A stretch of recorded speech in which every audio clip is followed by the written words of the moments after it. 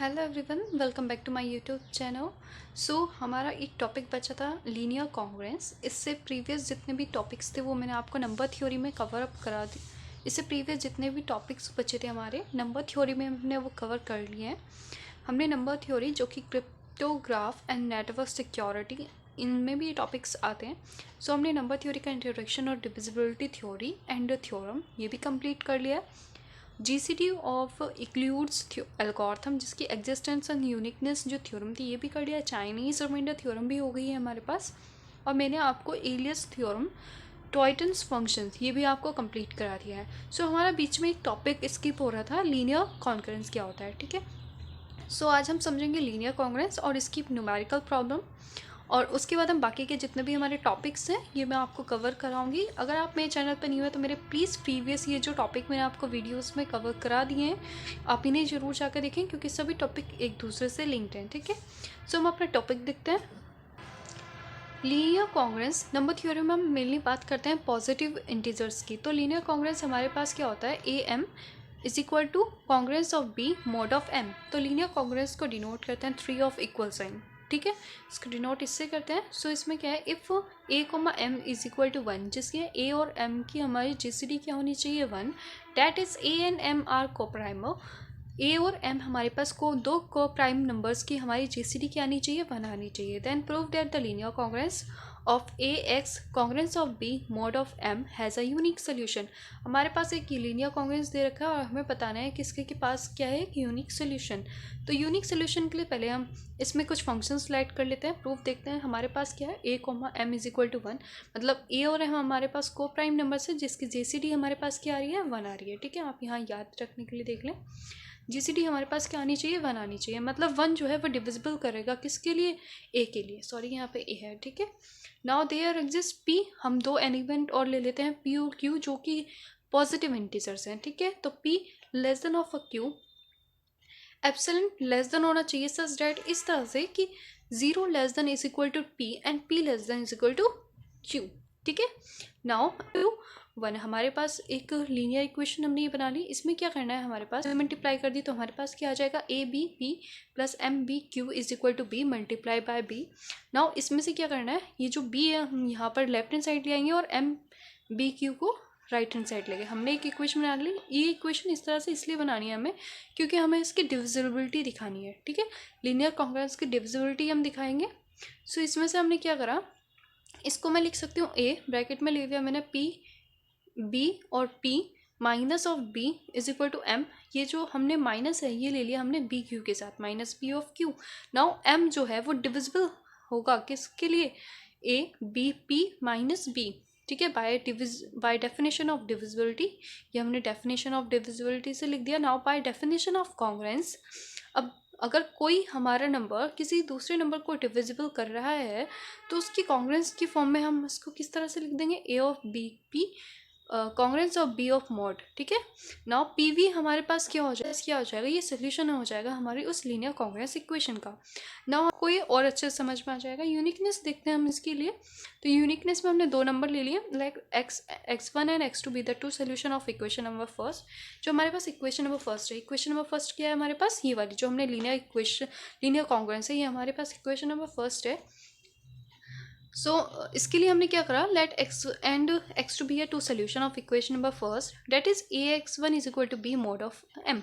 x की जगह हमने एक बार 1 रखेंगे तो हमारे पास इक्वेशन नंबर सेकंड आ जाएगी, एंड एक बार x की जगह 2 रखेंगे, x2 रखेंगे तो हमारे पास इक्वेशन नंबर थर्ड आ जाएगी, हो जाएगी हमारी ए x2 is congruence of b mod of m, ठीक है। यहाँ पर जो है x1 और x2, ये x1 और x2 लेस देन है m से और ग्रेटर देन इक्वल टू है किससे, 0 से। नाउ हमने क्या करा, 2 इक्वेशन में से थर्ड इक्वेशन को माइनस कर दिया, ए x1 माइनस ए x2, इसको लिख देंगे b minus b mod of m। Now इसमें से हमने a को कॉमन ले लिया तो a common of x1 minus x2 is equal to 0 mod of m। यहाँ पे देखें मोड ऑफ m मतलब m ऑफ डिविजिबल करेगा है किसको, a bracket x1 minus x2 by definition of divisibility. लेकिन यहाँ पर हमारे पास ये क्या है, ये इसको डिविजिबल नहीं करेगा, क्यों, क्योंकि यहाँ पे दो प्रोडक्ट एलिमेंट्स हो रहे हैं, एक तो a के साथ और एक x1 माइनस x2 के साथ। So by definition of congruence, but m does not divisible by a as, क्योंकि a और m हमारे पास इनका जो GCD है वो 1 नहीं आ रहा है, यहाँ पर क्या आ रहा है 0 आ रहा है, लेकिन जब 1 आएगा तभी ये इसको डिविजिबल करेगा। So by Gauss theorem m divisible of x1 minus x2, तो m किसको डिविजिबल करेगा इस केस में x1 माइनस x2। तो हमारी कंडीशन तो कॉन्ट्राडिक्शन होगी, क्योंकि हमें प्रूफ एक यूनिक सोल्यूशन बताना था x1 और x2 के लिए। तो in that case ax congruence of b mod of m has a unique solution. तो ये तो हो गया इसकी थ्योरम। नाउ अब हम क्वेश्चंस देखते हैं। नाउ क्वेश्चन इसमें किस तरह से आते हैं, फर्स्ट तो हम चेक करेंगे कि ये कॉन्ग्रेंस है या नहीं है। तो क्वेश्चंस के भी इसमें अलग अलग पैटर्न्स हैं। सो फर्स्ट है हमारे पास, does the following congruence has a solution. ये कॉन्ग्रेंस दे रखा है, क्या बताना है कि क्या इसका सोल्यूशन एग्जिस्ट करेगा या नहीं। सो हमारे पास कॉन्ग्रेंस की इक्वेशन क्या है, ax congruence of b mod of m। इसको हमने जो गिवन इक्वेशन है इसको फर्स्ट मान लिया, इसको हमने इक्वेशन नंबर सेकंड जो लीनियर कॉन्ग्रेंस में है। नाउ कंपेयर करेंगे फर्स्ट और सेकंड इक्वेशन को on comparing first and second. तो हमारे पास a के प्लेस पर क्या है 84, तो a is equal to 84 and b is equal to 16 और m इज इक्वल टू 35। तो फर्स्ट हम देखेंगे इसकी GCD क्या है, मतलब a और m की GCD हमारे पास 7 आ रही है, ठीक है। लेकिन हमें पता है कि और a और m की GCD क्या आनी चाहिए 1 आनी चाहिए, तभी हमारे पास ये जो क्वेश्चन है ये हमारी यूनिकनेस और लीनियर कॉन्ग्रुएंस की कंडीशन को सेटिस्फाई करेगा। लेकिन इन दैट केस इसकी GCD क्या आ रही है 7 के m 84 35 की GCD क्या आ रही है 7। In that case now 7 does not divisible of 16 means d does not divisible bye b। अगर इसको हम कंपेयर करें a congruence of b mod of d, ठीक है, इस इक्वेशन से, तो हमारे पास इसको हम ऐसे भी लिख सकते हैं। So congruence equation number first has a no solution. तो एक तो क्वेश्चन का ये पैटर्न हो गया। सेकंड क्वेश्चन में एग्जाम में किस टाइप के क्वेश्चन आते हैं, इस तरह से find the solution. Solution find out करने के लिए कह देंगे मीन्स आपको x की वैल्यू फाइंड आउट करनी है यहाँ पर। सो हमारे पास एक इक्वेशन है, हमारे पास ये है 3x + 2 कॉन्ग्रेंस ऑफ 0 मोड 7। सो आप लोगों ने देखा होगा कि यहाँ पे तो कोई हमने अभी तक कोई डिजिट या कुछ क्वेश्चन यहाँ पे पढ़ा नहीं है, तो इन दैट केस हम कैसे करेंगे, तो हम इसको मैनेज कर लेंगे। देखते हैं solution. The given equation can be written has 3x congruence of जो +2 है, हम इसको राइट हैंड साइड ले जाएंगे तो -2 mode of 7, equation number first. Now अब हमारे पास जो इक्वेशन नंबर फर्स्ट है इसको कंपेयर करेंगे लीनियर कॉन्ग्रुएंस ऑफ इक्वेशन से। सो इक्वेशन क्या है हमारे पास, ax congruence of b mod of m, equation number second.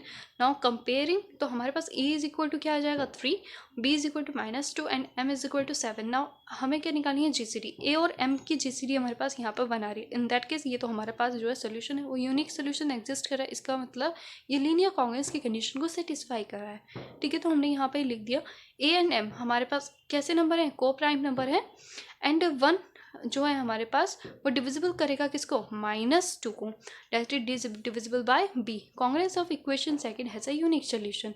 Now from equation number first, हमने यहाँ पे इक्वेशन नंबर फर्स्ट से देखेंगे 3x congruence of -2 mode of 7, हमें x की वैल्यू फाइंड आउट करनी है। तो वो कैसे करेंगे, हमें यहाँ पे क्या करना है, यहाँ पर आप ध्यान दें, हमें कॉन्ग्रुएंस का साइन लगाना है इस इक्वेशन के ठीक नीचे, और जो हमारी लेफ्ट हैंड साइड है वहाँ पर हमें 0 लिखना है। अब यहाँ पे क्या करें 14 कैसे आएगा, अब यहाँ ये देखें कि 2 की मल्टीप्लाई करेंगे 7 से। नाउ 2 7 जा 14, ठीक है। अब हमें ये नंबर देखना है कि वो नंबर जो 7 से डिविजिबल हो जाए, ठीक है, याद रखें वो नंबर लिखना है हमें यहाँ पे जो 7 से डिविजिबल हो जाए, और प्लस या माइनस करके हमारे जो भी आंसर आए वो 3 की मल्टीप्लिकेशन में आना चाहिए, ठीक है।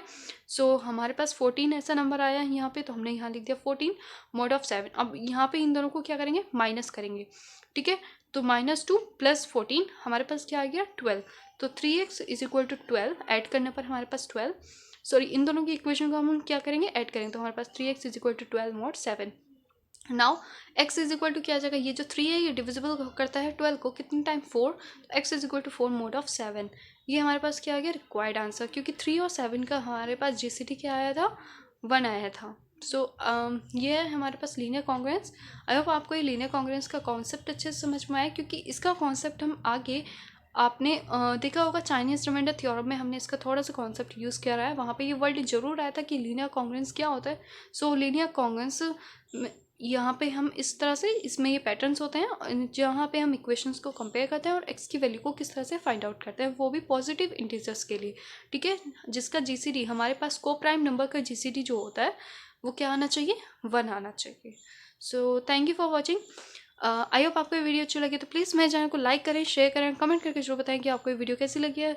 अगर न्यू है तो चैनल को प्लीज़ सब्सक्राइब करें। मिलता है नेक्स्ट वीडियो में। Keep watching. Thank you.